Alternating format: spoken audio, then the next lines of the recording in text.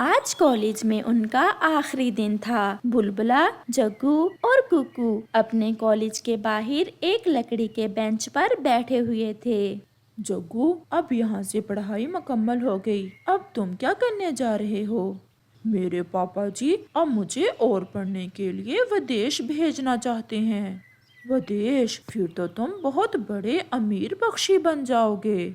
मैं पहले कौन सा गरीब पक्षी हूँ, मेरे पापा बहुत अमीर हैं।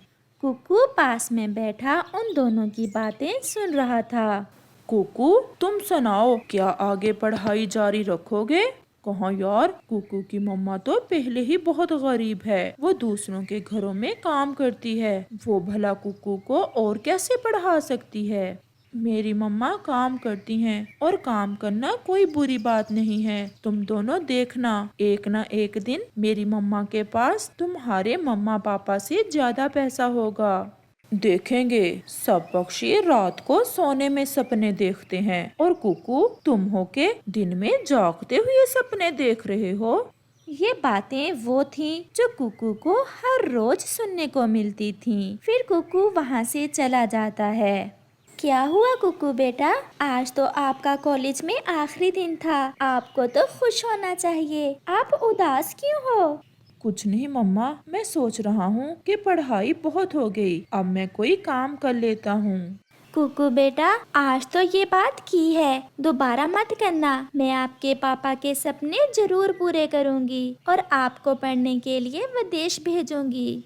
पर माँ, विदेश जाने के लिए पैसे कहाँ से आएंगे? हमारे घर का तो चूल्हा बहुत मुश्किल से चल रहा है। इसकी चिंता आप ना करें। मेरा ये हार इतना कीमती तो है कि मैं अपने बेटे को पढ़ने के लिए विदेश भेज सकूं। तो क्या मम्मा, आप अपना ये हार बेच देंगी? हाँ कुकू, मैं अपने बेटे के लिए सब कर सकती हूँ। आप अपनी तैयारी करें बेटा, और मैं आज ही ये हार बेचकर आपको पैसे ला कर देती हूँ। मम्मा, एक मेरी भी छोटी सी इच्छा है। बताओ बताओ बेटा। मम्मा, मैं आपके साथ जाऊंगा ये हार बेचने। तो फिर चलो, हम दोनों माँ बेटा ही जाते हैं। फिर कुकू और उसकी मम्मा वो हार बेचने पास वाले बाजार में जाते हैं। ये हार मोतियों का बना हुआ है। पक्षी जी, इसकी चेन सोने की है, अच्छे से देखें। हाँ हाँ, मुझे पता है। ये ले पैसे, मैंने अच्छी कीमत में खरीदा है ये हार। अंकल, मैं पढ़ने के लिए विदेश जा रहा हूँ, इसलिए मेरी मम्मा ये हार बेच रही है। अंकल, मैं अपनी मम्मा को पढ़कर दोबारा यही हार खरीद कर दूंगा। छोटे, ये तो समय ही बताएगा कि तब ये हार कहाँ होगा और क्या आप इसकी कीमत भी भर सकोगे उस समय। अंकल, बस इतना करना कि ये हार अगर आप किसी को आगे बेचो तो उसका पता जरूर अपने पास लिख लेना। ये आपका बड़ा एहसान होगा मुझ पर।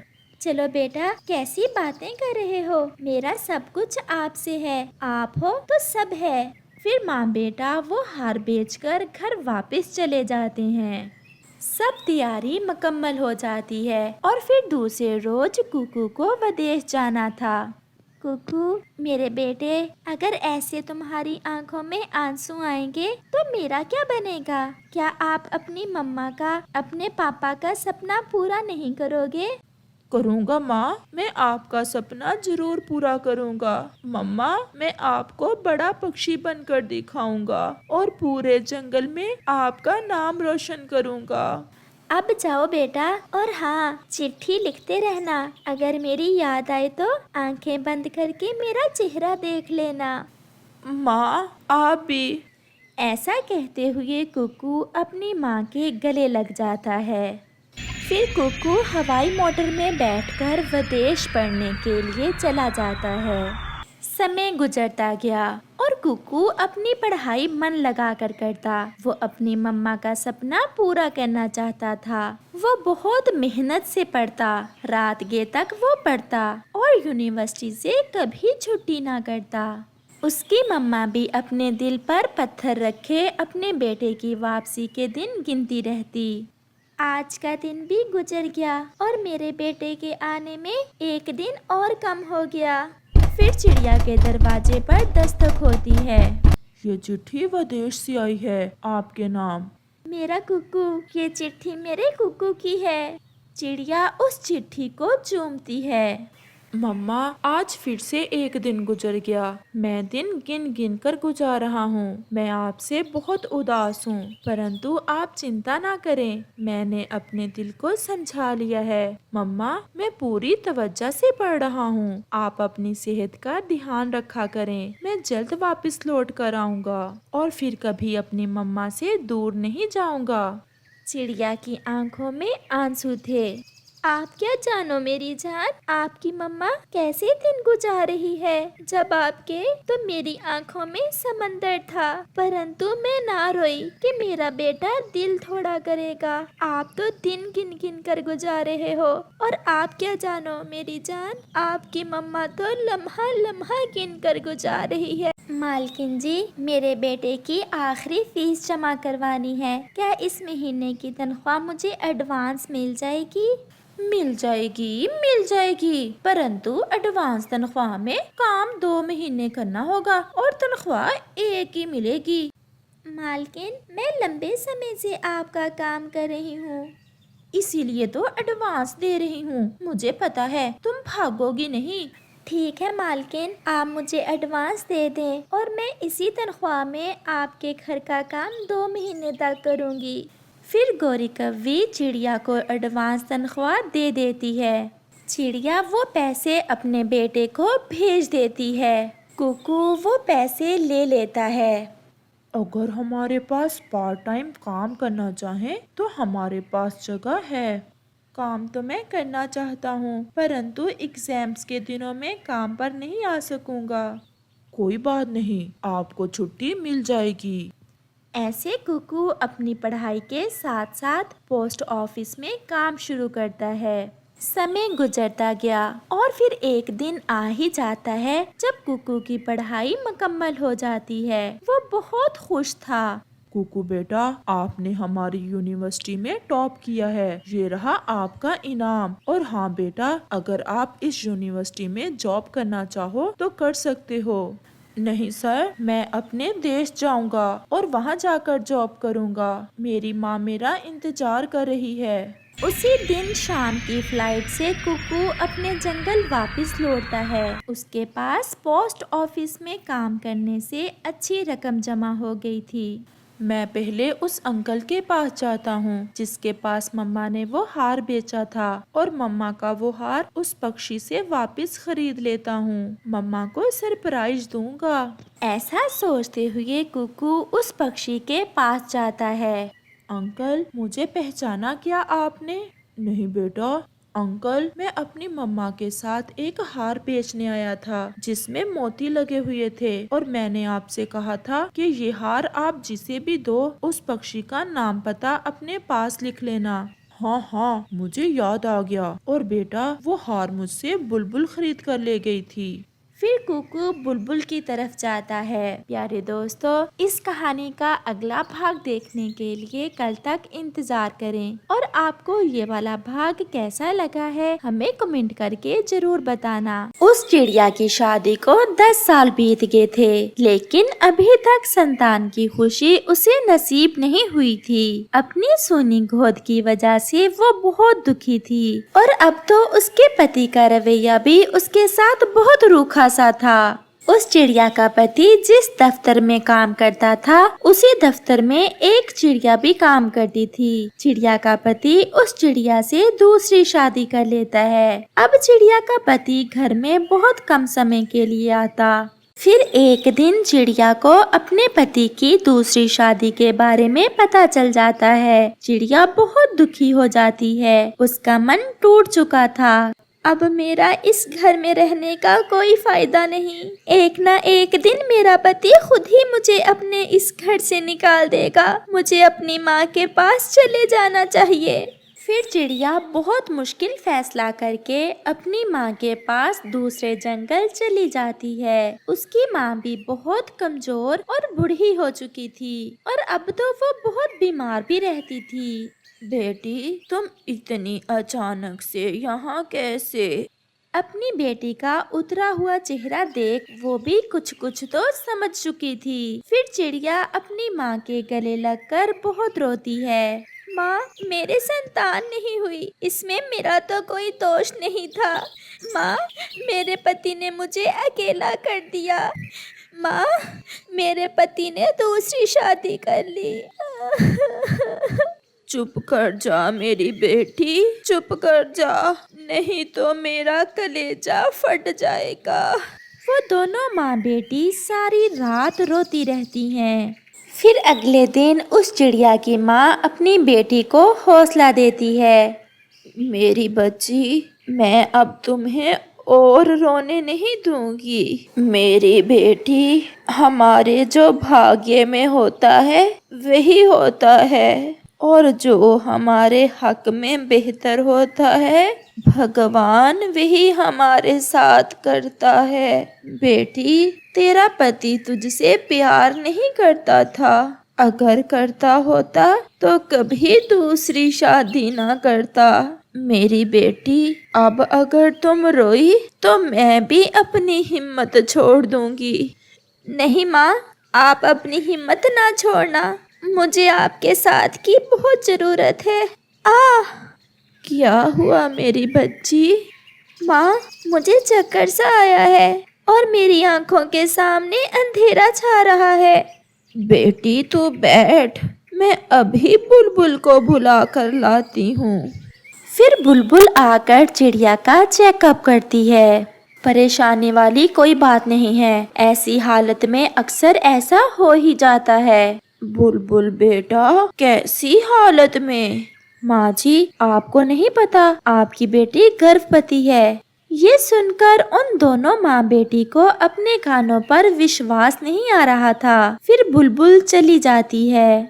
माँ, ये मैं कैसे दो राहे पर आ गई हूँ। यहाँ से मैं ना तो पीछे जा सकती हूँ और ना ही आगे। बेटी, ये तो भगवान ने तुम्हें जीने का सहारा दिया है। बेटी, मैंने कौन सा सारी जिंदगी तुम्हारे साथ बैठे रहना है। आज हूँ, कल नहीं होंगी। माँ, प्लीज ऐसा दोबारा मत कहना। ऐसा कहकर चिड़िया अपनी माँ के गले लग जाती है। होने को कौन रोक सकता है। कुछ दिनों बाद चिड़िया की माँ की मृत्यु हो जाती है। चिड़िया तो बिल्कुल अकेली हो गई थी। वो बहुत सदमे में थी, लेकिन उसे उस सदमे से बाहर निकलना था। अपने बच्चे के लिए खुद में हिम्मत पैदा करनी थी। वो दूसरे पक्षियों के घरों में काम शुरू कर देती है और फिर एक दिन वो एक अंडा देती है। उस समय उसके अंडे को उसकी बहुत जरूरत थी, लेकिन अपना पेट और अपने आने वाले बच्चे के लिए वो घर में नहीं बैठ सकती थी। वो सारा दिन पक्षियों के घरों में काम करती और रात को अपने अंडे पर बैठी रहती। और फिर ऐसे ही एक दिन उसके अंडे से एक प्यारा सा बच्चा निकल आता है। आज मैं बहुत खुश हूँ। आज मेरे जीने का सहारा आ गया है। अब मेरे सारे दुख खत्म हो जाएंगे। ऐसे ही एक रात चिड़िया अपने बेटे को साथ लेकर अपने घर में सो रही थी कि उसके घर के पास आग लग जाती है। देखते ही देखते आग फैलने लगती है। आग ने बहुत से पक्षियों के घरों को लपेट में ले लिया था। चिड़िया, चिड़िया, जल्दी से घर से बाहर निकलो। देखो, सबके घर जल गए हैं। तुम्हारा घर भी आग की लपेट में आ गया है। कबूतर की आवाज से चिड़िया की आंख खुल जाती है। ये क्या, आग तो दरवाजे तक आ गई है। मैं अपने बच्चे को बाहर कैसे लेकर जाऊं? लेकिन मुझे जाना होगा, अपने बच्चे को बचाना होगा। फिर चिड़िया अपने बच्चे को उठाकर घर के दरवाजे से निकलने लगती है। उसने अपने बच्चे को अपने साथ लगाया हुआ था। वो जैसे ही बाहर निकलने लगती है, एक जलती हुई लकड़ी आकर चिड़िया के मुंह पर गिरती है और चिड़िया का एक तरफ का चेहरा बुरी तरह जल जाता है, लेकिन वो अपने बच्चे को बचाती है। उस दुर्घटना को कुछ दिन गुजर गए थे। सब पक्षियों की तरह चिड़िया ने भी अपना नया घर तो बना लिया था, लेकिन उसका चेहरा एक तरफ से जलने की वजह से बहुत खराब हो गया था। लेकिन चिड़िया को इस बात की खुशी थी कि उसने अपने बच्चे को बचा लिया था। अब चिड़िया का बेटा बड़ा हो गया था। चिड़िया ने अपने बेटे का एक बहुत अच्छे स्कूल में एडमिशन करवाया था। एक दिन बंटू का दोस्त उससे एक किताब लेने आता है। बंटू, मुझे अपनी मैथ की किताब दे दो, मैं तुम्हें स्कूल वापस कर दूंगा। तुम आओ मेरे साथ, मेरे घर आओ, मैं तुम्हें चाय पानी पिलाता हूँ। नहीं नहीं, मैं तुम्हारे घर नहीं आऊँगा। तुम्हारी मम्मा का चेहरा बहुत डरावना है, मुझे उनसे बहुत डर लगता है। फिर बंटू का दोस्त बाहर से ही किताब लेकर चला जाता है। ऐसा पहली बार नहीं हुआ था। बंटू का कोई भी दोस्त उसके घर नहीं आता था क्योंकि सभी को उसकी मम्मा से डर लगता था। बेटा, तुम्हारा दोस्त आया था, तुम उसे घर के अंदर लेकर आते, मैं तुम्हारे दोस्त को गरम गरम पकोड़े बनाकर खिलाती। पहले कभी मेरा कोई दोस्त आया है जो आ जाएगा? सभी आपके बदसूरत चेहरे से डरते हैं। चिड़िया अपने बेटे के मुंह से अपने बारे में ऐसे शब्द सुनकर बहुत दुखी हो जाती है। ऐसे ही समय बीत जाता है। चिड़िया का बेटा पढ़ लिख कर एक दफ्तर में काम करता था और वहाँ अपने साथ काम करने वाली चिड़िया को बिहाकर घर ले आता है। चिड़िया की बहू का रवैया चिड़िया के साथ बहुत बुरा था। आज मैंने अपनी सहेलियों की दावत की है, आप भोजन तैयार कर देना, और हाँ, मेरी सहेलियों के सामने आकर कहीं मुझे बेइज्जत ना करवा देना। अच्छा बेटी, मैं भोजन बना दूंगी। चिड़िया की बहू चिड़िया से घर का सारा काम करवाती, लेकिन फिर भी उसने कभी अपनी सास से प्यार से बात नहीं की थी। फिर शाम को उसकी सहेलियां भी आ जाती हैं। वाह मीनू, भोजन तो बहुत अच्छा बनाया है तुमने। ये भोजन मैंने नहीं, मेरी नौकरानी ने बनाया है। मेरा पति तो मुझे कोई काम करने नहीं देता, बल्कि सारे दिन के लिए उसने मुझे नौकरानी रखवा कर दी हुई है। चिड़िया मीठा देने के लिए अपनी बहू की सहेलियों के पास आती है। बेटी, ये मीठा वही रसोई में रह गया था, मैं ये देने आई थी। मीनू, ये कौन है? कितनी बदसूरत है इसकी शक्ल। मुझे तो इसकी शक्ल देखकर डर लग रहा है।